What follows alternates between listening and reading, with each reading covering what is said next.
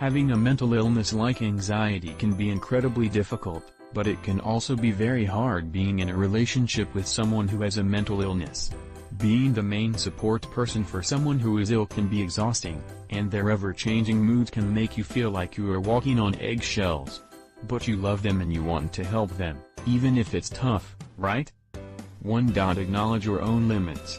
Be honest about how much time and energy you have and make sure you're practicing good self-care as well by exercising, eating right, and taking some time alone.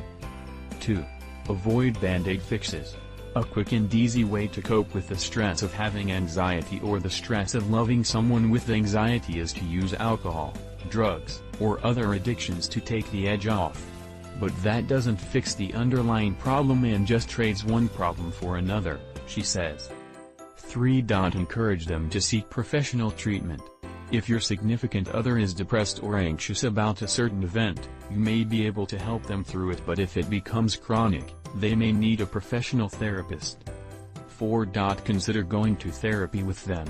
If your loved one is deep into an anxiety attack, they may not be capable of making rational decisions, much less remembering things like appointment times or medications. 5. Allow them space to process. Sometimes we need to talk things out to get over them, but sometimes talking about something only makes the anxiety worse. Respect your partner's need for quiet up to a point. If they're clearly in pain and they never want to talk about it, you may have to force the conversation for their own good. 6. Don't pathologize them. Asking someone, "What's wrong with you?" or saying, "You just need to man up" is never helpful, she says. All that does is make the person feel broken and layer guilt and shame on top of everything else they are feeling.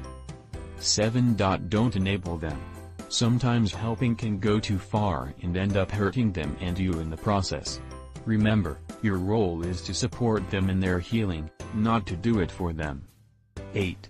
Ask them what they need.